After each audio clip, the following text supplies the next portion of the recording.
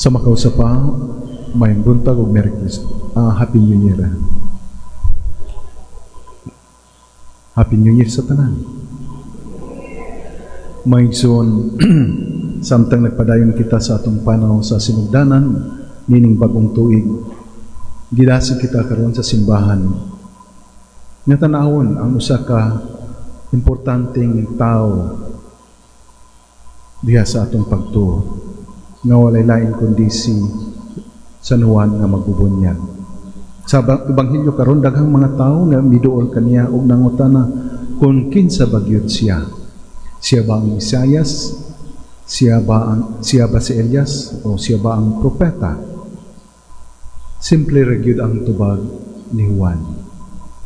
Matinud-anon siya, mapaubsanon sa iyang mga tubag. O pinagi kaniya gitudloan kita kung unsaon nato pagsugod ang hustong paagi ang bagong tuig. Sa mga pangutana kung kinsa bagyod kita o kinsa man si Jesus sa atong kinabuhi o kay balubita pag-andam sa dalan sa Ginoo sa atong kinabuhi. So una, kining pagkahibalo kung kinsa bagyod kita ang kabililhon sa atong pagka-mapaubsanon. Sa dihang giusisa si Juan sa mga pare o mga Levito, klaro kaayo ang giingon ni Juan, dili ako ang Kristo. Nasayon si Juan sa iyang tinuod nga pagkatao, sayon siya sa iyang identity, sa iyang personalidad. Wala siya magpakaron ingnon nga siya ang Mesiyas o siya ang manluluwas. Wala siya nangitag dungog, gahom o pag-ila. Dili pareho nato nga kung sikat na ta, ako mo ni, ako ang mayor, ako ang gobernador. Dili na kita kinahanglan nga mo pila pa. Unay mo reklamo sa kinsa man ka. Ningon kita dana. Na ang atong garbo. Sa kabilibutan karon nga daghan ang gusto mahimong sikat, daygon og palakpakan, gitudloan kita ni Juan sa bili sa pagkamapaubsanon. So sa pagsugod dining bagong tuig, ipahinumduman kita ng pagkamapaubsanon, magdala ka nato sa kalinaw. Dili na nato kinahanglan ipakita sa tanan kung unsa kita o si kinsa kita. Dili kita ang manluluwas, dili kita maong hari, busa di kita magpakari-hari, dili kita maong Diyos nga ubos lang atong tanaw sa uban. Dili kita ang manluluwas, mga tinun-an ra kita sa manluluwas. Sa dihang dawato nato kung kinsa gyud kita atubangan sa Dios, makatubot nato ang tinuod nga kagawasan o kaluwasan. Ang ikaduha, kining pagkahibalo kung kinsa pagiyod si Jesus sa atong kinabuhi. Kaya naa si Jesus taliwala sa atong presensya.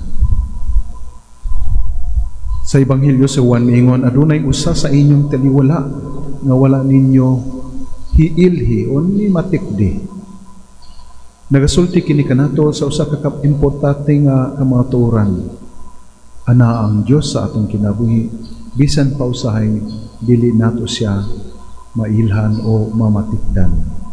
Ana si Jesus sa atong ana ang iyang presensya sa atong pamilya, sa atong mga pakigbisog, sa atong adlaw-adlaw nga mga buhat, o bisan sa atong mga kasakit o kalisod.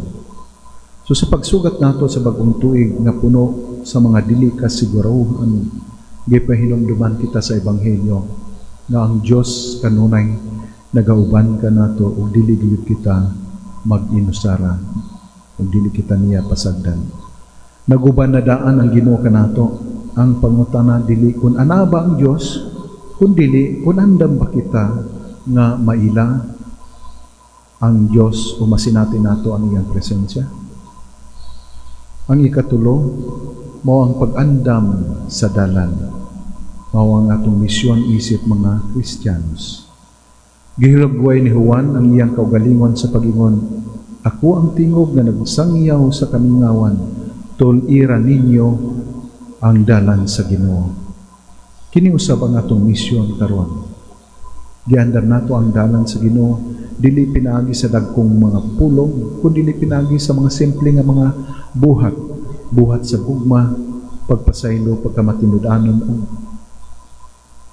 pagkamaluluyon. Sa dihang magkinabuhi kita sumala sa Ebanghelyo, atong ipakita si Jesus ngadto sa uban. O kini nga bag-ong tuig, usa ka bag-ong kaygayunan sa pagtul-id sa atong mga hiwi nga mga pamatasan, sa atong gubot nga mga relasyon, sa huyang nato nga pag-ampo ug sa atong kakulang sa kaluoy. Sama kang Juan Bautista, gitawag usab kita sa pagtudlo sa uban ug dili sa atong kaugalingon kundi dili kang Kristo. So sa katapusan mga igsoon sa pagpadayon nato ning bag-ong tuig, gihatagan kita ni San Juan Bautista og tin-aw nga giya nga unta magpabilin kitang mapaubsanon sa kun kinsa bagyod kita.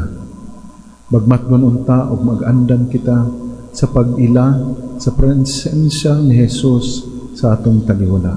Ug magmatinud-anon ta kita sa pag-andam sa dalan sa Ginoo pinagi sa atong Kristiyanong kinabuhi o Diyos ng kinabuhi. Hinaot na kining bagong tuig, maghimo ka nato nga ang mga tingog sa paglaom, pagtuo o pagkamabsanon nga kinahanglan sa kalibutan nga nakinahanglan kayo sa Dios.